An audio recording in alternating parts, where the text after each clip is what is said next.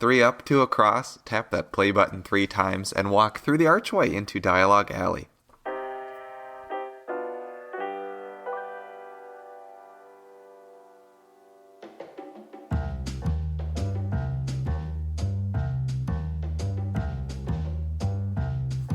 Hello, everyone, and welcome to the show. Dialogue Alley is a podcast about Harry Potter books, Harry Potter translations, and all other things magical. With you, as always, is myself, Erik from Nocturne Erik, and Carly from All the Pretty Books. Hello, Carly. Hello. How are you? I'm good. We're on episode 9. I can't believe it. I'm so excited. I know. And at episode 10, our podcast hosting site gives us a little icon in an email that makes us feel good that we did 10. So we like that. That's really all this is about. It's just getting to 10 so we can get that email. Yes. But no, that's not what it's about. It's about talking about Harry Potter, which we love to do. Exactly. We are both Harry Potter translation collectors, which means we collect translations of Harry Potter books in different languages. Yes, we do. So we have a good lineup for everyone this show. We're going to have some news. We actually have a lot of news today, so that's going to take up a little more time than usual. And we're going to kind of go into some more detail about the rarest Harry Potter translations. I know we've mentioned them briefly at least once or twice on previous episodes, but we're going to just go a little bit deeper to talk about what those rare Harry Potter and the Philosopher's Stone translations are. And maybe share how we each got ours. I think that'd be fun too. I agree. And then we will always have the translation of the show, which is another language that I find fascinating and don't know a ton about, but would like to learn more about. Yes, and we find fascinating, not just you. That's true. We find fascinating. There it is. So, with that, Carly, would you like to lead us off with some news?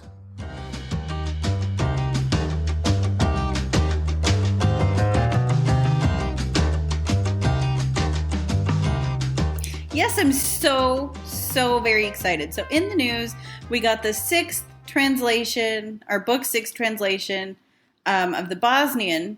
I think that makes sense. The Bosnian Half-Blood Prince is out. There we go. That's the sentence. Could have led with sense. that. All right. I got so excited, my thoughts kind of ran together. But I love the Bosnian books. The Bosnian cover art is amazing. The illustrator is fabulous. And I've loved watching how all of the illustrations all look similarly different. They're all very fun. And they're just so great. They look great on my shelf. So I'm super, super excited that 6 is out. It just came out Tuesday maybe, or sometime this week.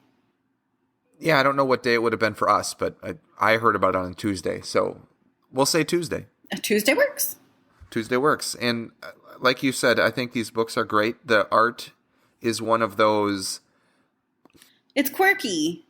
It's quirky. It's and it doesn't look like the rest of the. It doesn't look like Mary Grand Pré at all, which is great. I love Grand Pré art, but who is the U.S. illustrator? But it doesn't look like that. It's very different. It adds a whole different perspective to the stories, and it's very fun. It's whimsical.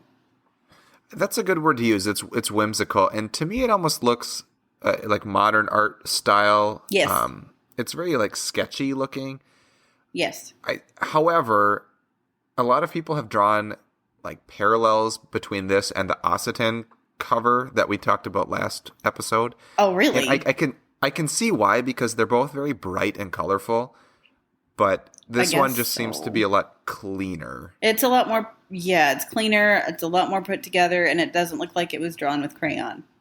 Correct. So I personally am super thrilled about this Half-Blood Prince version. You can see the cover on the website of the publisher, which is Buy Book. And it's just awesome. So I would recommend you go check that out. And you can see it on our Instagram page as well. Yes. But if you'd like to buy one from Buy Book, which is the publisher, you can do so. Just look up Buy Book Bosnian on Google, or I think it's buybook. Is it BA? It's BA. Buybook.B as in boy, A as in apple. Yeah, and you can get one on there. I think you might have to do some Google translating or just emailing the email address on the publisher's website, but I know you and I have gotten books from this website before. Without issue. Without issue from this publisher. And I believe we did actually email them because I think we went in on shipping together with a couple other collectors too. I think so, yeah. So there it is, Harry Potter and the Half-Blood Prince in Bosnian. Which is so exciting. Which is exciting. And I know I don't collect full sets of books. This is one that I am collecting because the art is so fun. Personally, it's one of my favorite art styles of all of the translations that I have. So I will be getting all 7 of these. Yes, I can't wait to see 7. And I kind of hope that they carry on with, I would love a Beetle the Bard. I would like the auxiliary books, Fantastic Beasts, Quidditch. As long as it's the same illustrator, I really want to see her take on all of these. Yeah, totally. I totally agree with that. So anything else in the news? We have, a collector friend of ours is actually selling some rare Harry Potter books. So he is selling Urdu Goblet of Fire. For those who don't know, the Urdu book 4 is really hard to find. Really, really hard to find. In fact, I don't have one because it is so hard to find. And he is selling one. I'm not going to say his name here, I don't think. How about this? If you are interested in buying any rare translations or interested in being put in contact with this person, just send us a message on the Instagram page at Dialoguealleypodcast, or you can just message Carly or myself on our respective pages. That works. And we can put you in touch with the seller. That works. Also, he's got Macedonian, the first translation of Macedonian, which you know how hard that is to find. I sure do. Yeah, and I think he has a few other things that are harder to find. He's got a lot. He's been selling off quite a bit of his collection. So if you're either new to collecting or you're trying to find some, he's a really good person to shop with. He's great. Yep, and I think we talked about this on the episode when Sean was on about how to find rare books. Mm-hmm. This is one of those situations where you're buying from a collector, so you'll be paying fair market collector price for the book, correct? But also it comes with that peace of mind of knowing that this book comes from a collector who has probably taken care of it. Yep. And you know what it is that you're buying. You can trust that I was going to say he's good for it. We know he's good for it. I also wanted to add, so this collector is selling books, not just rare books. He's selling a lot of easier to find books as well. So if you're wanting to maybe get in on the ground floor here and start your small translation collection with getting some easier to find books for $6 or $7 or $10, he has quite a few of those too. So if you just want to pick up a French, Italian, German, Russian, Chinese, some of the basic ones, he's selling a lot of those for fair price, which is not a very high sum of money. So if you want to grab 5 or 6 of those and spend $50-$60 on 5 or 6 books total, there you go. And start your own little tiny collection there. Yep, we all have to start somewhere. Yeah, and it's one-stop shopping. Yeah, very easy. Oh, and you were also telling me, Carly, and I missed this in the news, and you reminded me that J.K. Rowling has a new book planned for release this fall. She does. It's called The Christmas Pig. It's a Christmas story, I'm guessing. I'm not quite sure what it's all about, but that'll be dropping October 12th.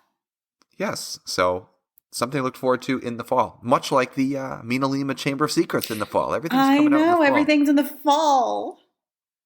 Except for the House Edition Deathly Hallows. That's coming out in the summer. Isn't that June? I think it's June. Yeah, or July. Pre-orders are up. One of the J months. Yeah. Anyways, so I think that's all we have for news. Should we move on to the main topic for the show? Absolutely. All right, let's do it.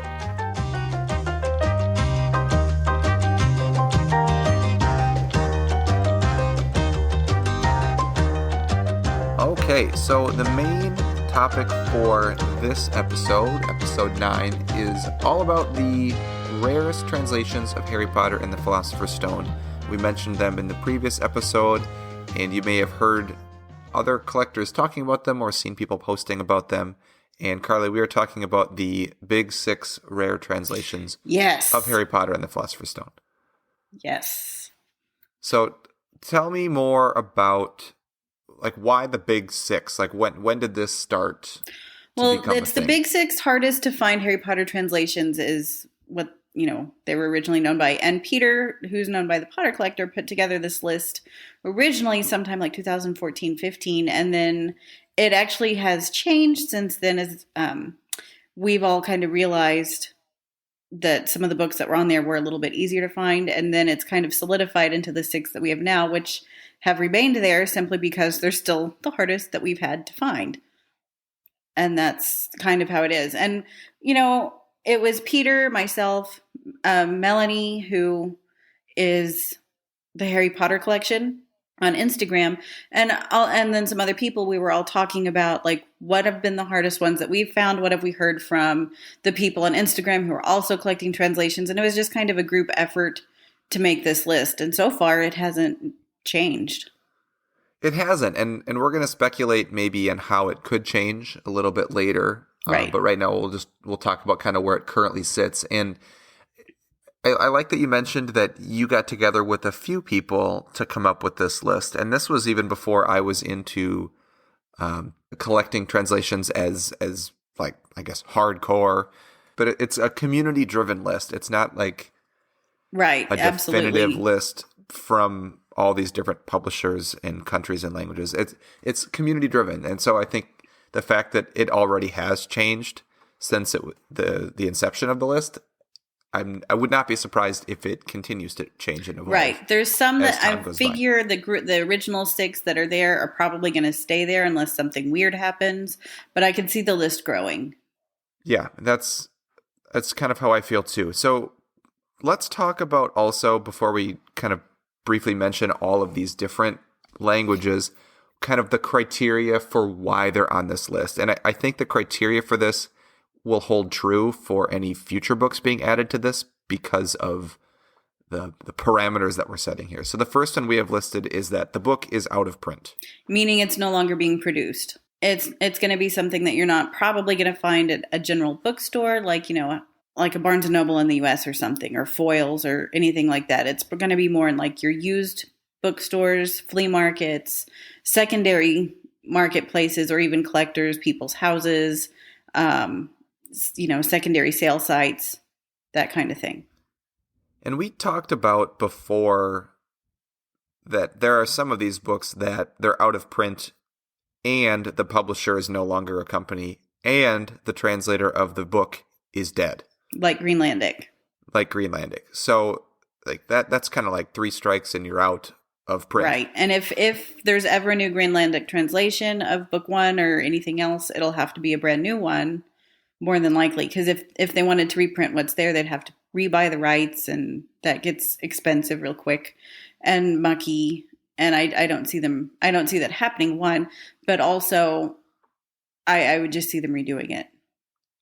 Correct. I agree with you there. If they were to do it again. So the second point that you and I talked about is that some of these, even though they're out of print, they also initially had a very limited print run to begin with. Right. Like the Asturian is 700. It's confirmed by the publisher as 700 books made. That's only 200 more than the first print Philosopher's Stone hardcover. Right, which is an insanely low number of books. Yes. Like you could put them all together in a room and it would not take up much space. No, I mean, just for reference, I have about 1,200 books in my collection. So I have almost double the amount of Harry Potter books than all of the Asturian that were ever made. So they legitimately could all fit in one room, which is something you cannot say about any printing of any English Harry Potter book besides the very first book. That one's still between 30,000 and 35,000 for Sorcerer's Stone. Which is... and then if we're looking at the UK, then that's, 5,150 of the soft cover and 500 of the hardcover. That you could do. You could, It would be a tight fit, though. Depending on what kind of room you have. True. The other point we marked down, so we have books that are out of print. We had limited print runs. We also have the size of the speaker bases of this language, and then I'm going to also include in there the reception to a book once it was released, which can also lead to having it be out of print. But I think the number of speakers is really a key there as well. Yeah. I mean, if you're printing a book for but I guess the Faroe Islands is the exception here. We talked about them a couple episodes ago. They are rocking it with their limited speaker base. But I suppose languages that exist alongside a much wider spoken language, Right. it has kind of more of a novelty appeal than it does for a Right. like Or like with what we book talked printing. about some with like in the episode where we talked about the books out of India, like the Malayalam and the Gujarati, which are also in the Big Six. There's a lot of speakers, there's not a lot of readers. So then demand is also down. Right. And I mean, yeah. We'll talk about that a little bit more. Yeah, we will. So let's just get to the list here. So the current list of 6, let's go through them in alphabetical order. I think we should say where they're from. If we know the amount of copies, we can give that to you as well. And I think Carly, we should say where we each got ours because because the stories are fun. These are absolutely not easy books to get.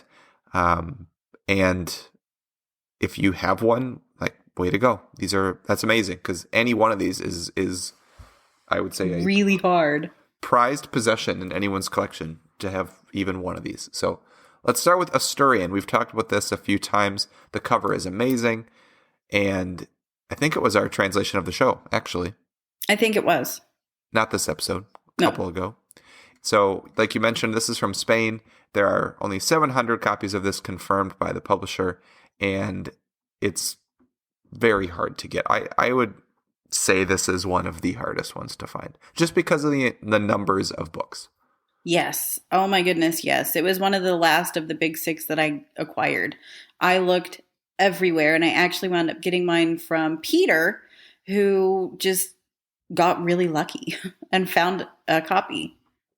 Yeah, and you can if I mean, this was my first of the Big Six, and I got really lucky and got it on Amazon Spain. I think I told that story on the episode that Sean was on about how to find rare translations. So yes, you never know, right? Which is why you always check the easy stuff, but you also start developing connections to find the harder stuff. But sometimes the easy stuff works too. Yes, and we love when that happens. So our next one in alphabetical order is Greenlandic from Greenland. Oh, that was my heartbreak book. Oh, my word. So I had several copies that kind of got yanked out from under me. It took me, I think I was able to get the third book that was offered to me. And I got it 2015, 16, somewhere in there. So it was somewhat early on into my translation collecting, but I was so frustrated by that book. Oh my! It was a book I wasn't sure I was going to get to own because every time a copy would come up for sale, it would be bought quick like lightning, just gone, and it just broke my heart every time. Yeah, and this was actually the first of the Big Six that I bought and spent money on. Like I think I've mentioned this before. My wife and I had to decide, like, do we want to collect these translations? Because if we want to, we're going to have to save up some money. So that was the first one I bought. I bought it on eBay. Actually, there was a seller in California, and he was listing Greenlandic and Asturian together. Mm-hmm. And fun story, my friend got the Asturian out of the deal. It's a fun story. And it was interesting to me that I had just found out that the Asturian book I had was super rare. I'd emailed Peter, and he was telling me about, the 700 copies, and I was like, wow, this is crazy. I have one of these. That's insane.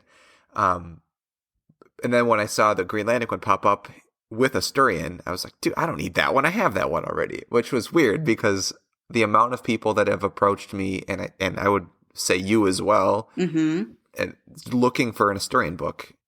Like that. Yeah, I've had several people try to buy mine out of my collection.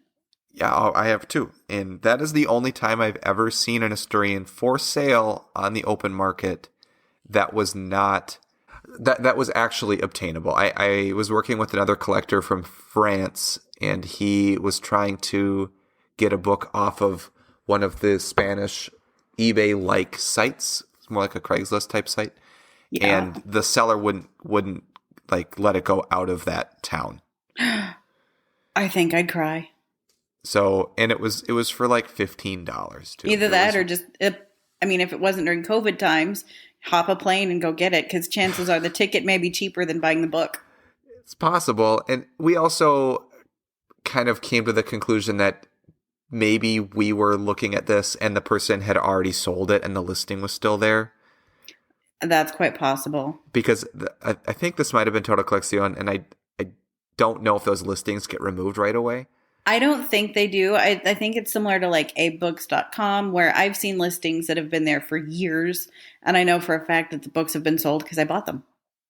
Yeah, there you go, firsthand.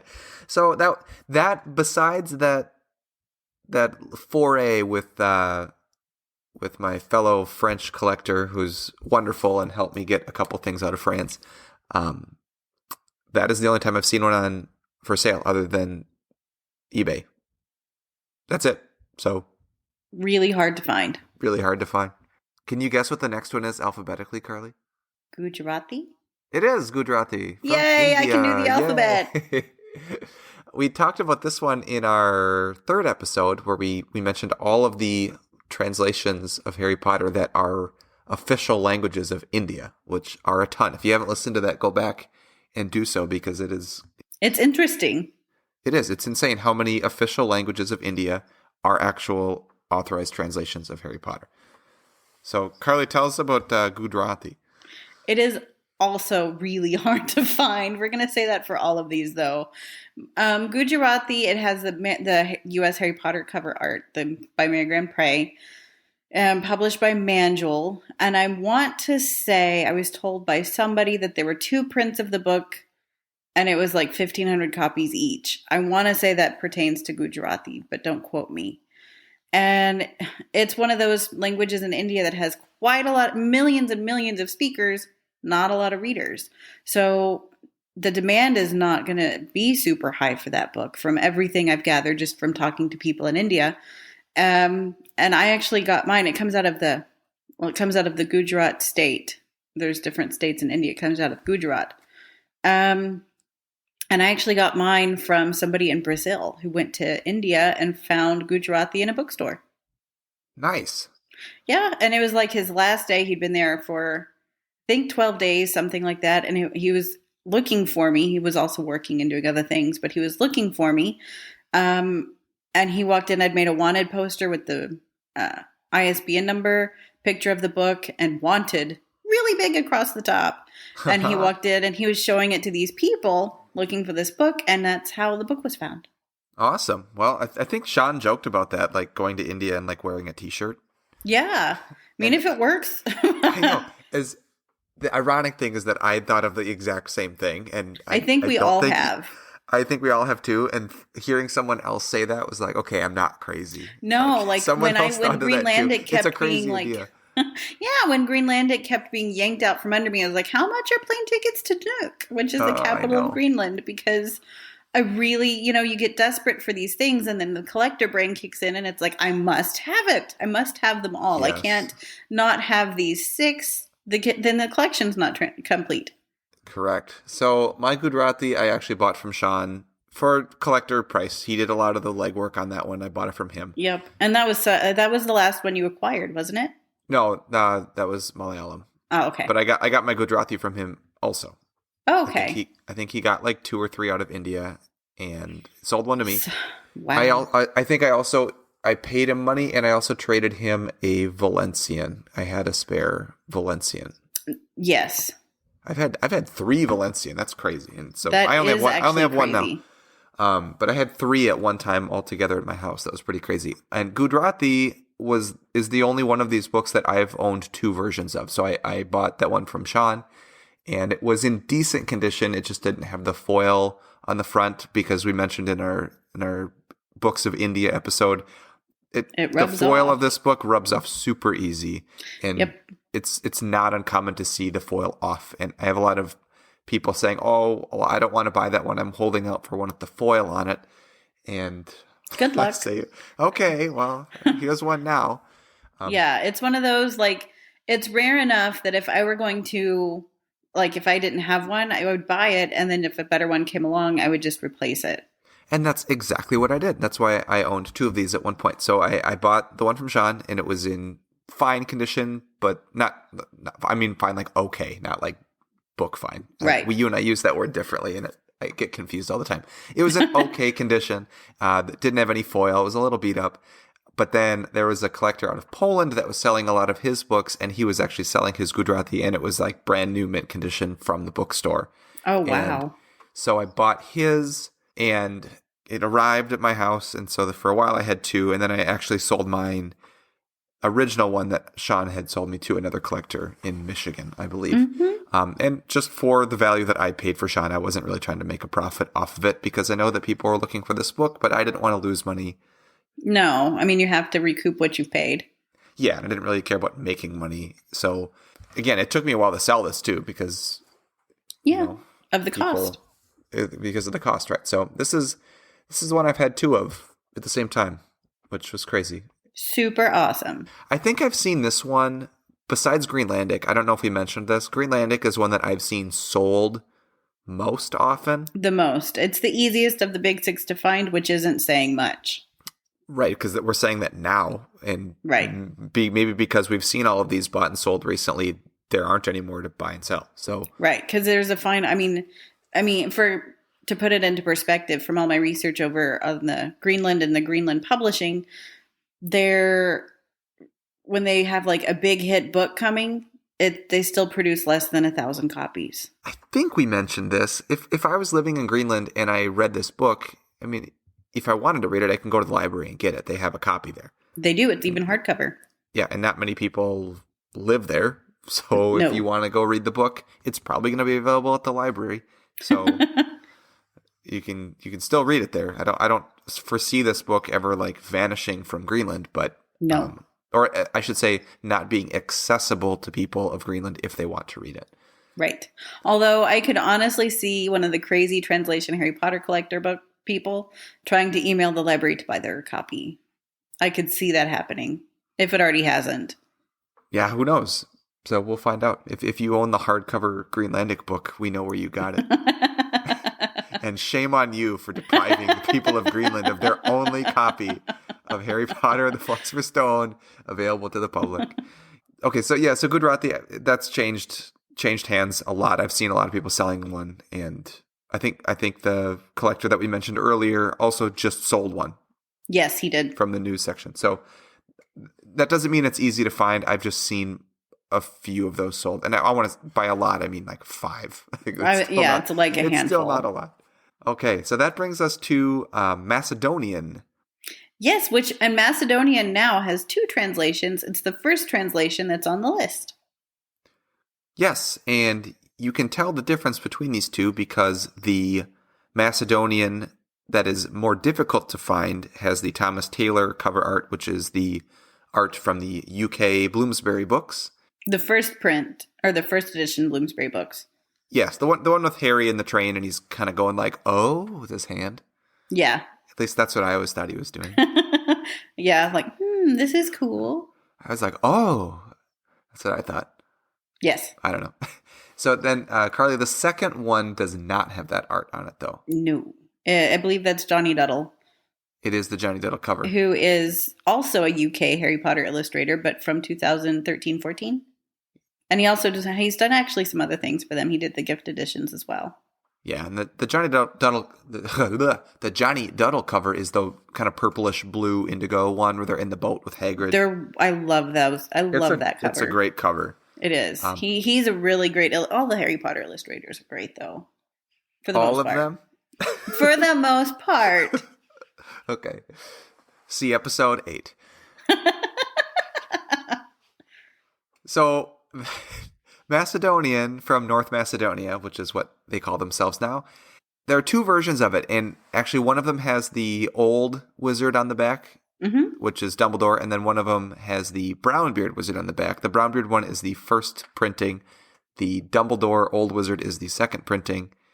And the color shift. The color is really dark on mine.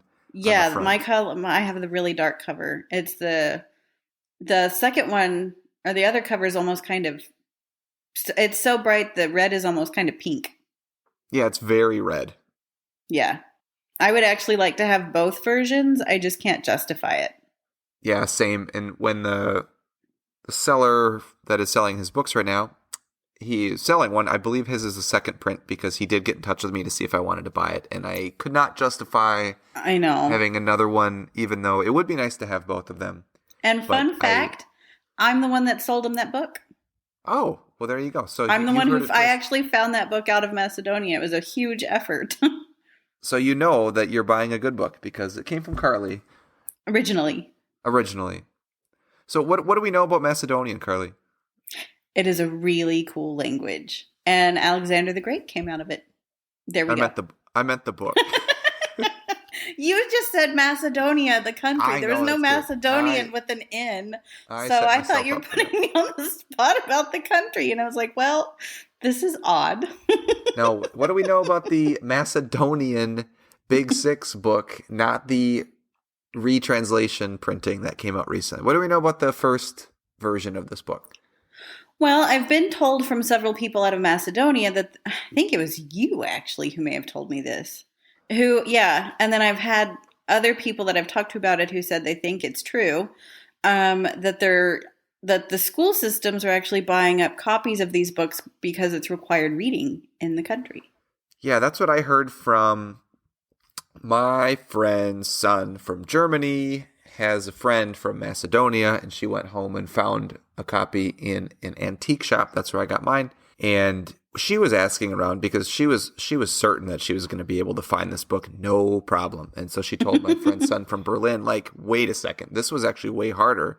And she was confused by that. So when she was talking to some people, she found out that, yes, schools were buying up copies because they wanted to make it required reading for kids, which leads me to believe that is partially why they got a new translation and are planning on coming out with the full 1 through 7 the full books. 7. I think I was talking to you about this because when you shared that bit of information, I think I said they're going to have to retranslate the book. There's not enough copies, and the collectors are buying up really as fast as we can find them. We're buying them up. Yeah, and no school would want the version that I have that's all beat up and sad looking, but I love mine. It's great. But if they're buying all these books to make it required reading and the books are just like literally falling apart, that doesn't look good either. No, and the copies are so limited. Fun little story. My Macedonian book 1, I believe Melanie, my wonderful friend, actually helped me out with. And then my book 2 and 3, I got, and I actually think most of the rest of them, but I know book 2 and 3 came from Sean McAllister. And my first book and book 2 were both out of the Skopje library. They were library buddies in Skopje, which is, and I was like, cool, they're back on the same shelf. Yeah, now they're shelf buddies in Texas. They're shelf buddies again. How small world. That is super cool. So that's Macedonian. I haven't, besides the one that's being sold right now, I haven't seen any recently for sale. No, I actually haven't either. That one is, they're all really hard to find. Jeez. Yeah, you can't keep saying that. Actually, you can because it's true. It's true, and I just sound like a broken record, but I'm not lying. Yes. So our next one is Malayalam, which is also from India. Yes, and I just have to throw this in there. I love their script. Oh, it is fantastic. That, along with Sinhala, are maybe two of my favorites. Just the way they're very swoopy and loopy and so pretty and elegant. And I look at the script and people can read this? How cool. I know, that's awesome. Elegant. I should use the word elegant. That was a much more tasteful word. Swoopy and loopy seems very that could also be crazy. Yes. But this book, much like the Gujarati version, also from India, has a pretty large speaker base, and by large I mean in the millions, but not many people read in that language. So They just kind of stopped after book 2. Yes, book 2 book 2 was published in Malayalam as well. I have that one on my shelves, and book 2 is about as hard to find as book 1. They're just really insanely hard to find. And they're both published by Manjul. Yeah, along with all the other India books. Main books from India. Yeah. And I got mine from Sean McAllister. He and I worked kind of together, sort of. He did a lot more of the work, but he and I kind of teamed up for that one as well. And that's how we finished our translation collection. It's so fun to finish your collection at the same time as a friend. I got to do that, and it's really fun because you were just elated. Yeah, and yeah, it was someone like obviously you're happy for me when I finished it, or you were happy for me, but yeah, like Sean was also like really happy because he just finished his too. So yes, and that's something you get to share together, like that. It's done. And then yes. I remember because the last book in mine was also Malayalam. And I just remember I sat on the couch and I was like, it's done. I mean, I knew what I was going to keep doing, but I was like, it's officially kind of done. Yeah. Exactly. How cool is that? I haven't seen any of these for sale ever on eBay. So No. There's been a few sold privately, but I haven't seen anything on eBay. The last one that I know that was sold on eBay, it's actually the one that Peter got, and he got his so long ago before this was really a thing. Get in early, I guess. So getting in on this early. Get in early. I was going to say, getting in on this early may be the case for some of these that we'll mention that are becoming rarer. After we talk about Nepali from Nepal, which is a cool one. We've mentioned this story before, but a quick recap. It's just cool. Nepal wanted more people to be fluent in the language, so they had this book translated because it was a book that they felt the young people would gravitate towards because it was so widely popular throughout the world. And they distributed it to kind of remote villages and towns all across Nepal. So this book is actually not concentrated in the big cities in Nepal. It was purposefully brought to kind of more remote and rural areas. Yep. Very true. And did it work, Carly? I don't know. I don't know either, but they didn't print any more than book one. So no, but also the publisher is now defunct. Also true. So that is, again, out of print category, right? And very unlikely that this book would ever be printed again in this current state. If it was to happen, it would probably be a new text block and a new publisher. And there's also bootleg copies of the Nepal running around, which also decreases demand for anything legitimate. I don't think we mentioned the cover of the Malayalam. It's also the Grand Prix cover, and so is the legitimate Nepali one. Right. It's also the Grand Prix cover. The legitimate Nepali is also Grand Prix. I actually think all the big six except for Asturian are Grand Prix. Well, and a Macedonian. Macedonian is, Thomas Taylor. But the fake Nepali version, just in case anyone There are two fakes, I believe, running around. I've heard of two. Yeah. The one I see most often is the cover from the Harry Potter and the Sorcerer's Stone video game. I have that one. And it's animated Harry like on a broomstick. Like It looks like a cartoon because it's from a video game. So fun little story about my bootleg copy of Nepali. I got it from Peter way back when. And the copyright page is in English. And it says Harry Potter and the Chamber of Secrets. So I thought it was a Nepali Harry Potter and the Chamber of Secrets. And I was like, well, it can be a placeholder until I get book one. Then I'll sell this one because I, at the time, wasn't interested in collecting book two. And then I posted a picture of it, said what it said. And then somebody was like, no, in Nepali that says Philosopher's Stone or whatever. And then I asked Potterglot, who did some digging, and he's like, well, it's a bootleg. And I was like, oh, that's fabulous. Now I've got to keep it. I've had someone approach me out of the blue asking if I wanted to buy that bootleg book for way too much money, and I said no. Yeah. I don't remember how much I paid for that one. It wasn't so much, though.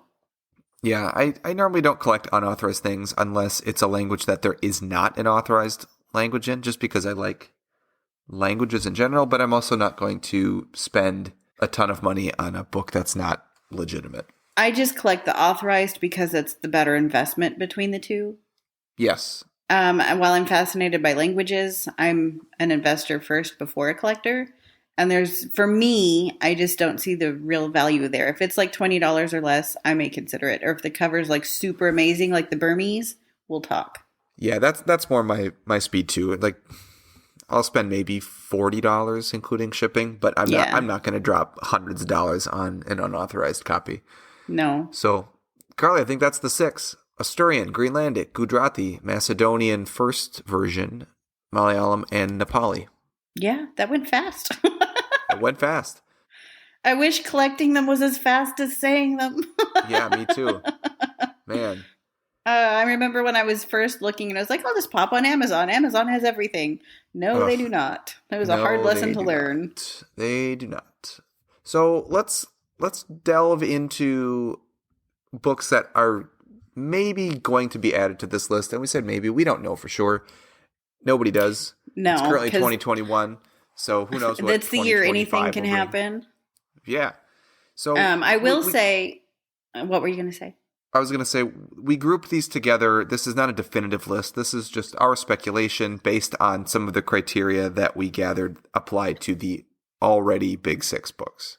Looking at these lists, we just kind of took a little peek-sees at books in our collection. This is not an extensive list or an exhaustive list. These are just a few that we kind of thought up.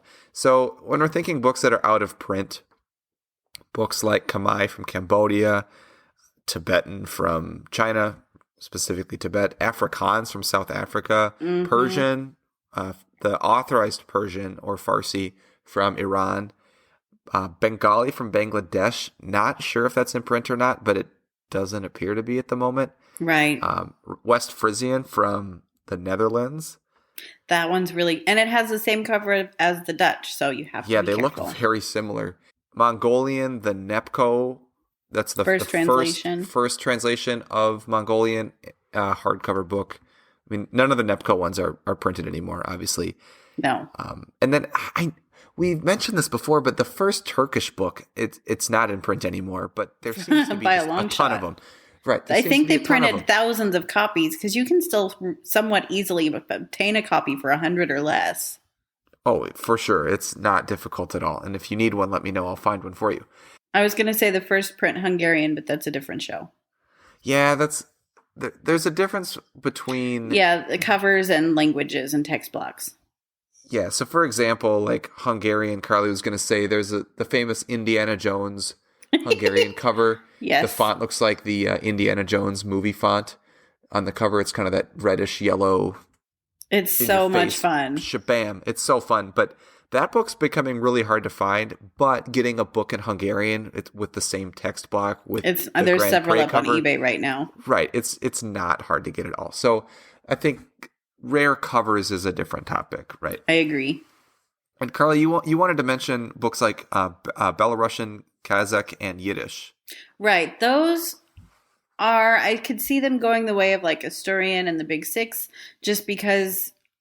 One, we don't know how many were printed, and two, I know that on the outset, I believe they were all looking at trying to do all 7, but I don't know how, because of the political situation, I don't know if that's going to be able to even happen. And there's like, I know with Belarus and I believe Kazakhstan, they've gotten really hard to get out of the country. Yeah, and I don't know, did Belarusian Chamber of Secrets come out? I think so. I don't know anyone that physically I think has Potterglot posted that, a picture of the cover. I don't know anyone who has it. Yeah, nor do I. Peter so that's May, interesting too. I've been trying to get a copy, and I've had no luck. In Yiddish, obviously, there's no political situation there. It was actually translated and came out of Australia. Right. Translator is lovely. And that book is, I don't want to say a novelty because that makes it sound like it was just for funsies. It's kind of for funsies. Yeah. It's for funsies, kind of, but it's mostly like, here's a book in Yiddish, like not many. And that's a really cool thing. Like the people it's been well received. Yeah, exactly. And so well received that they ran out of the first printing. They had to reprint again. And so I don't know how many times they're going to reprint that book. I believe they're in the second print of the second edition now. And yeah. I think that's even out of print. Right. So the demand is high right now, but that seems to be a book that I don't know how long the demand for that will exist. Right. Like at some point, everyone that wants this book in Yiddish will have it. Right. And I don't know if they're going to keep printing. I don't know the print situation because in order to keep printing the books, it's expensive because you buy the rights based on how many prints you're going to, that's part of the rights buying process unless they have a special contract. And I don't know that. But the price of the book and the number of copies that you're going to print helps dictate how much you've paid for the rights. Correct. And maybe we should try to get that guy on and talk to him because he seems I would like a love nice to. fellow. He's delightful. Yeah, well, we'll reach out to him and see if you'd like to talk about translating books because I've never done it. Me neither. So that was our becoming rarer list.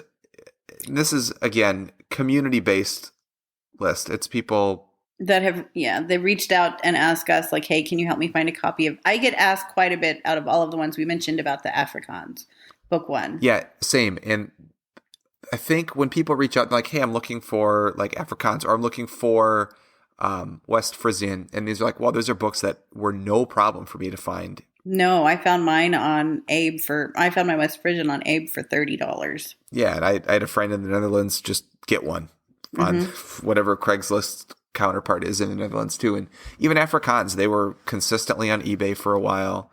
Right. For under $50, including shipping. And then they're gone. So like, I'll go look like, oh, hey, let me go look and see where I got it. And I can point in the direction, and I can't find them. Right. Or I had a friend who actually called 12 different South African bookstores.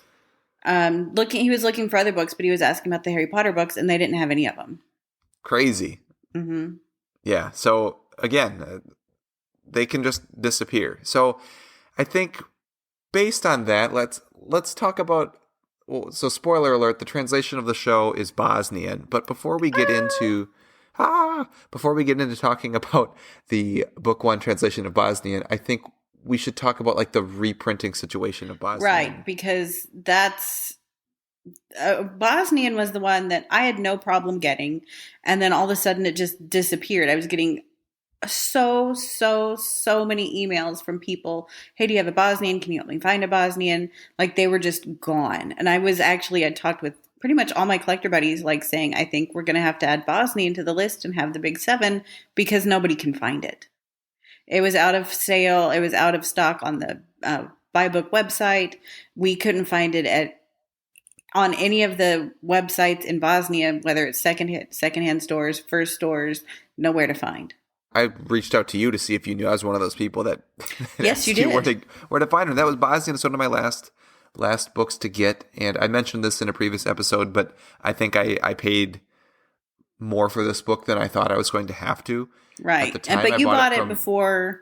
We bought it before the mysterious resurgence, which we're going to talk about in a second here. But right, I mean, this book particularly just vanished. I got put in touch with a girl in Bosnia and Herzegovina, and she was like, "Oh yeah, I'll go find it, no problem."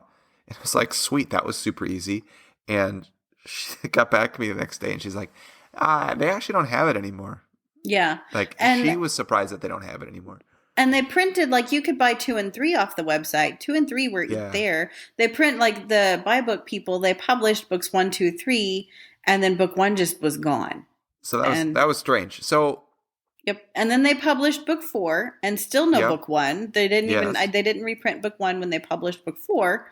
And that was the strange thing, because they kept making more in the series, right? And you couldn't get book 1 in the series. So if you were like legitimately trying to read this book in Bosnian, and you're like, I want to buy them all, you're like, well, you have to start with book 2 because you can't get book 1, right? And you're like, well, when are you going to make a new one? They're like, well, we're probably not, but. We're coming out with book 5 pretty soon, so yay! Stay tuned. You're like, oh, okay. So then, Carly, what happened? What happened in 2020? The year of weirdness. They reprinted, and you can actually tell the reprint from the first print because the reprint is taller, thinner, and the cover's different. It actually matches how book 4 was made. The first 3 books are like pretty short and pretty blockish, pretty square, pretty fat. Yeah, they remind me of like a pocket book almost. In the and US. the covers, like, you have to be really careful when you open them because any kind of bending at all bends the spine. So you have to be super careful. You should have seen me try to look at the copyright page before we started recording, and I'm like leaning my head on the table, I know, like just peeking in there because it's a really like. Once it's that not fragile, happens, but it's just that cover's so stiff that any bending at all and it'll crease the cover.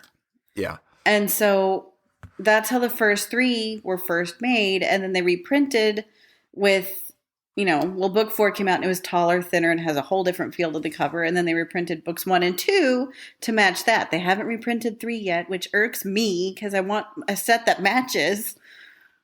Yeah. It's short and stumpy. Yeah. Still for book 3. It is.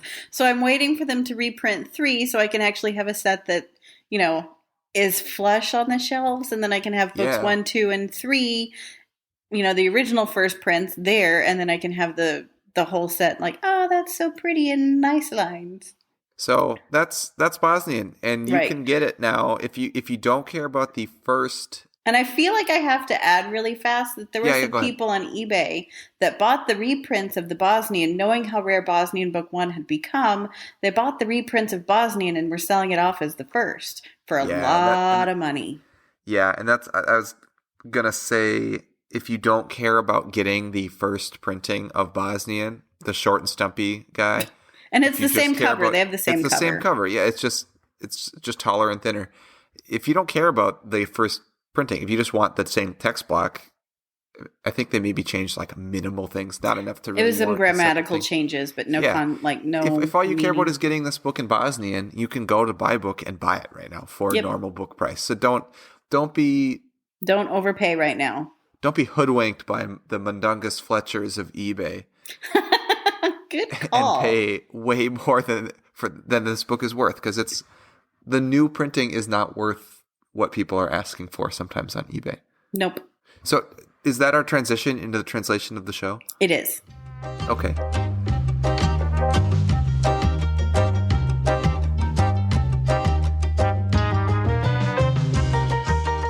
So it's Bosnian. Surprise. Surprise!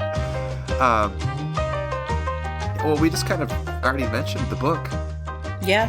right? So I guess now we go into just discussing Bosnian. Yeah, so Bosnian, the language itself, is spoken in Bosnia and Herzegovina. It's an official language there. It's also an official language in Montenegro, Yes. which is right around that part of the world as well. And it is a recognized language in Serbia, Croatia, North Macedonia, which was previously just called Macedonia, Slovenia, and Kosovo. Mm-hmm. So the thing about Bosnian that I learned, and I didn't know this, is that it is also known as Serbo-Croatian. Very awesome. Did you know that? I think And- Harrison and I talked about it, yeah. And man, when I looked this up, because I was like, what's Serbo-Croatian? Also known as Serbo-Croat, Serbo-Croat Bosnian, Bosnian Croatian Serbian, Bosnia Croatian Montenegrin Serbian. Those are also some other, easy to remember names for this language. But essentially what that is, it's a pluricentric language, and it has 4 mutually intelligible standard varieties. And you're like, whoa, Erik, it's early in the morning, I can't handle that. And that's okay, because I'll tell you what it means. So mutually intelligible languages are languages that are similar enough where if you were to hear someone speaking it, you would understand enough of what they're saying to have a basic conversation with that person. Right. And you see back that and you forth see that quite a conversation. bit with a lot of these guys, with actually a lot of the Harry Potter languages, where they're mutually intelligible. It's quite Yeah. cool. And you can definitely tell the ones that are mutually intelligible because the title is virtually the same. Yes. Like, I have a couple that the title is exactly the same, Mm-hmm. and I have to look at the copyright page to find out, was this printed in this country or that country? Yep. So I think especially Serbian, Croatian, Bosnian, and Montenegrin, all Yeah, 4 of those- those languages are very similar. Those whenever I think about like mutually intelligible Harry Potter books, those are the ones that I think of. Yes, and those are the ones that if I were to put them all in front of me, if they all had the same cover, I would have to do some digging on the inside to find out. Well, a lot of them have the speaker. publisher stamp visible either on the spine or on the cover, and so I know who the publisher is, and that's what gives it away for me. True. I'm just talking about like the title in general of the book. Okay. Just the words on the title. Right. I think they're pretty identical. Yeah, I could say, hey, it's one of these 4. I could Right. pick that out, but I wouldn't be able to necessarily tell you which one of the 4 because I don't speak any of these 4 languages. No. A fun fact I also read is that the Bosnian language is a controversial issue for some people in Croatia and Serbia, and they refer to that language as Bosniak, which I don't know if is a word that we could be saying without flagging this for adult content on iTunes. I sure hope it's not. I hope not. We should move on. But I can see why it would be controversial because of, the amount of the mix of languages in just this country alone, and Right. like calling this one Bosnian when it's like named after part of the country's name, where an equal population speaks another language that is not part of the name of the country. I don't know. I don't know a whole lot about it. Well, So, and politics, and we see this quite a bit. Politics play a lot in how languages are received and how languages are spoken and their titles, and politics and language are just so hand in hand tied. right. And especially with a lot of former Soviet Republic countries, I mean, like North Macedonia, for example, Right.